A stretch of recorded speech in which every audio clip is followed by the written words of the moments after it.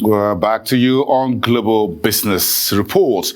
So despite a downturn in Africa's economy for the first time in 25 years in the wake of a global pandemic, investors' interest in the continent remained strong last year, and startup funding crossed the $1 billion mark again, as it did for the first time in 2019.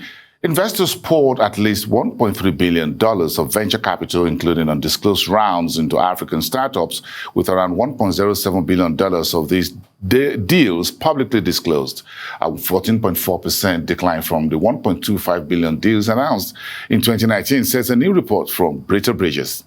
Joining me to discuss this is investor and founder, FAYA Media, Kiros Gulbet. Good to have you here. Good morning. Thank you for having me.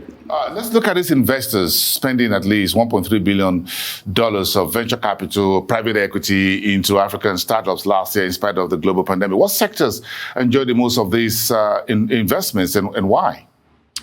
I think there wasn't a lot of surprises in terms of the sector that got the most funding. Obviously, fintech was a big favorite, but there are also new sectors that came out post-pandemic, a lot of healthcare-focused startups, and obviously logistics also in Kenya was a big play this year. But what is the current investment outlook in 2021 for the TMT space? So far, looks very strong. I think the fundamentals still hold for our market. Frontier markets, we have a lot of problems that people are building solutions for and finding a way to monetize them. Especially within logistics, we've seen big funding come through, mostly for companies based in Nairobi. Egypt was also a pretty good market. Per the report, they raised a significant sum within healthcare as well as a few companies, healthcare-focused startups in Nigeria. But I think the fundamentals in terms of, as we discussed them last time I was here, still hold strong. So we expect fintech to keep seeing growth, followed by e-commerce or retail or SaaS type of model business, software solution. But what areas should startup founders look to focus on to improve investment prospect visibility in this global space with so much money swirling all around? Obviously, the first and foremost is the team. As you know, a company is nothing without the people in it, and the people, a good management, a strong team tends to attract confidence from investors. The close second followed by that is also identifying a niche market or a specific market you want to focus in so you're not distracted trying to do everything for everyone. And, you know, from conversations I've had with especially local investors, their biggest concern is always around management team and the ability to handle the resources that they're asking for to grow the company. What really do investors want when we talk about investor sentiment for African companies, startups in a post-pandemic world? What are they looking for? Well, I know they're looking for returns, but what else? I think the answer is, you know, generally speaking, not all investors are created equal. You have different types of investors, so it's rather difficult to answer that as, you know, speaking in generalities. But, you know, first and foremost, anybody that's, you know, institutional investors, obviously, they're trying to invest as little as possible to make as much as money in the shortest amount of time. Therefore, they tend to look for businesses where, you know, the story is very clear. They feel like the company has a competitive advantage relative to their peers, and scalable. So, personally, what I look for is, you know, kind of focused on three criteria, which is management followed by market, and I call it M&A, but essentially the company must be able to be sold. Not that you have to sell it, but like any asset that you're building, the value, you know, it should have perceived value to you know, to other people. So you're able to either, you know, exit through a strategic sell or, you know, hopefully IPO. But what are some of the newly seeded African startups? What they need to keep an eye on, in your opinion? Yes, they've gotten the fund. What else? Again, I think it's management.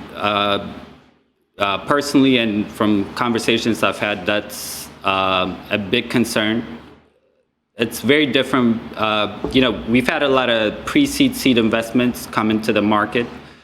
But to scale up when you're raising $2-3 million becomes a bit cumbersome. But we've had also great success in kind of building a track record with local founders that have done well.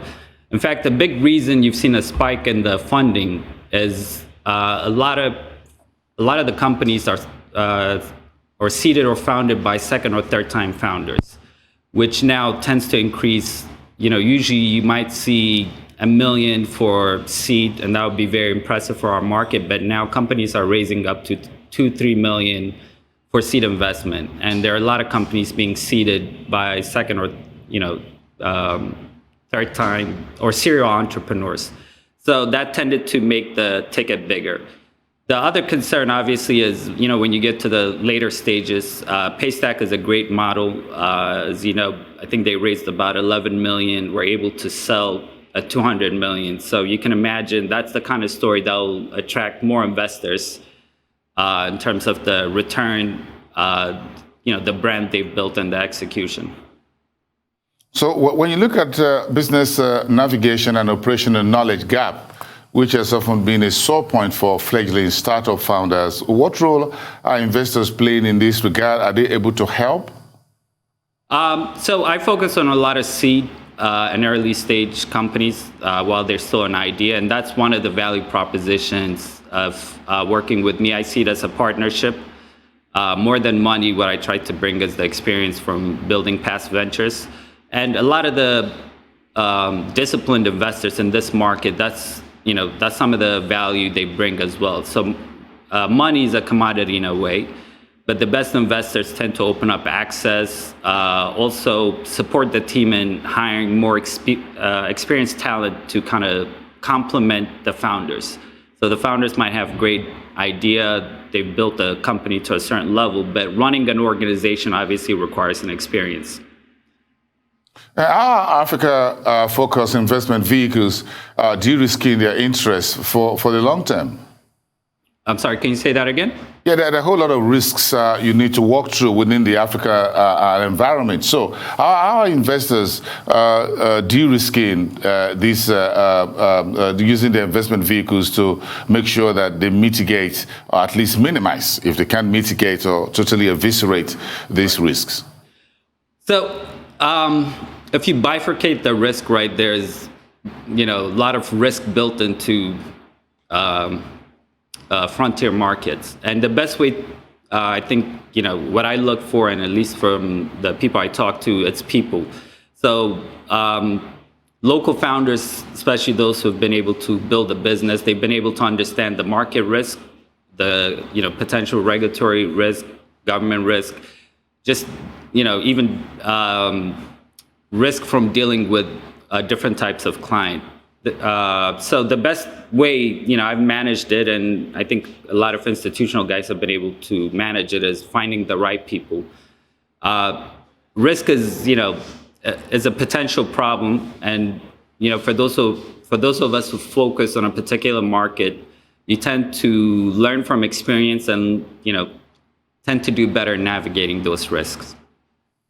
So let's talk about some startups that fall by the wayside. What are some of the recurring patterns that we see in this regard, and how have startup founders and investors use the experience to navigate this point? The biggest problem I've seen in terms of a lot of companies run into is understanding working capital. To put that in layman's term, essentially the gap between when you have to pay out your costs, right, salaries, server costs, different things, and when the customer will pay you. So sometimes, you might bill a customer monthly, they might pay you in, 40 days, sometimes 60 days. That creates a cash deficit. And if you're burning that cash to kind of finance those working capital deficits, you tend to accelerate your burn, and you run out money quicker than you thought. The other thing is also being disciplined. I think a lot of companies want to become successful overnight, and part of that is the ecosystem. Looking at globally, you see a lot of companies that started 2 years ago. They're bought up for something ridiculous. So people want to emulate that in this market, and that tends to backfire. So if you want to do rapid growth actually takes a lot of cash. So as your business is growing, it requires a lot more cash. So that kind of, again, this kind of comes with specialty or experience understanding finances, strategy, and that tends to not be there, especially in young founders, and that's a byproduct of lack of experience. And focused investors like ourselves early on, that's what we work with them, and also try to marry them with people with experience. Try to recruit people from the banks, insurance companies, people who run an organization. And finally, there's a basic misunderstanding that a product is not a company, right? Although we love tech by itself is not a company. You're either offering a product, a service, or some sort of solution. But building an organization is a lot more complicated. There are considerations that need to be made around hiring, building a culture, making sure everybody is going, building towards a common vision. And that, again, goes towards experience and management. Interesting conversation. Thank you so much for your points this morning. We appreciate your coming on the Global Business Report. Thank you so much.